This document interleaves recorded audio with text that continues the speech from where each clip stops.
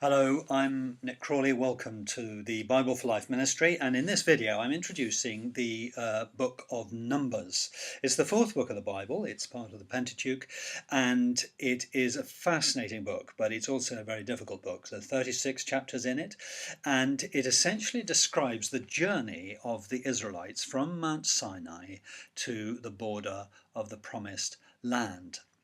It describes the failure of the old generation of Israelites, the old generation which came out of Egypt, went through the Red Sea, and encountered God at Mount Sinai, where the covenant was cut and the law was given. It describes their failure to enter into the promised land. Numbers is an extraordinary book. It's full of all types of different literature. There are censuses, there are descriptions of God's intervention, there are long lists of religious procedures, of offerings, of events that went on. It describes rebellions against Moses, against all types of different things going on, and as I've said, it involves culminating in the failure of the old generation to enter into what God has for them. But the last 11 chapters describe the new generation coming up there, and they're ready to enter in. And the last 11 chapters, chapters 26 to 36, have a completely different tone about them. There's a note of hope, and as I say, it's very very different sort of tone. If we go back to the beginning for a moment, the whole book starts with a census. As the people prepare to go and march into the promised land, they need to cross the desert and get there. And God organizes them in terms of concentric circles. In the center, you've got the tabernacle, and then you've got Moses and the priests and the Levites, and then working out from all the way from outside, you've got the 12 tribes, and then you've got the unclean, and then the desert, and then beyond that, the pagan nations. And the holiness of God is kept within the center and in the sanctuary, and it's the concentric circles are there to protect the people from God's purity and the outworking of His very presence in the middle. And it's an extraordinary thing. It's not just a system of danger. There's lovely systems of blessing. So in chapter 6 you have this extraordinary gift of the Nazarite vow, whereby a common Israelite, a man or woman, can achieve a level of holiness equivalent to the high priest themselves. And that chapter ends with this lovely Aaronic blessing, whereby God gives His blessing to the people and to the nations. Remember that the promise to Abraham, which drives the entire book, your people are going to be my people, your family are going to be my people, and your people are going to inherit this land, the promised land, and through you all the nations of the earth will be blessed.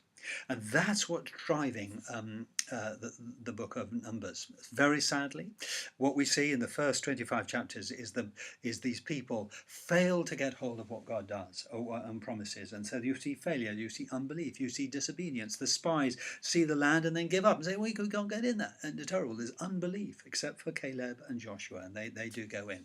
And ultimately, even the Levites get caught up in this rebellion, and Miriam and Aaron,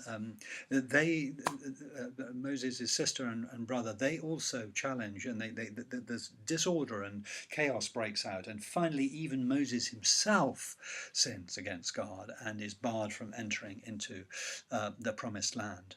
The extraordinary thing is that God speaks through a pagan prophet to affirm the promises made to Abraham.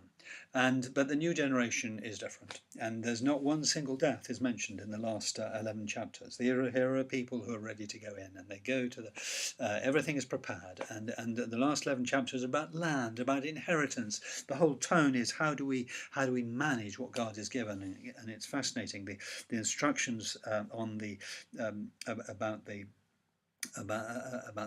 worship have to do with the way that the people practice their worship in terms of time, and in terms of the ordering of worship, in terms of a settled community. And this speaks of faith. It speaks of we're going to go in and we're going to inherit what God has given. And that, of course, is the application for Christians. We have here a book which speaks of how do we go in and possess what God has given to us. That is the question to keep in mind. That's where this is going. And of course, Paul picks up on this, not surprisingly, in the letter of 1 Corinthians, where there's a church which has lost its way. It's going back into the world.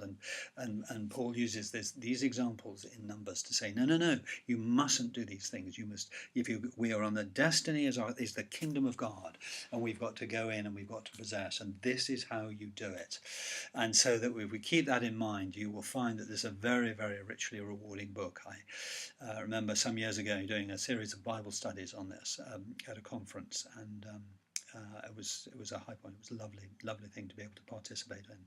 I think you'll find this richly rewarding, but it does require work. And I think you'll find the questions we've done with the hyperlinks we're building in those, I think you'll find them very helpful. So enjoy it. And if you have the chance, I'd love to do a pod with you if we can. Okay, God bless. Bye-bye.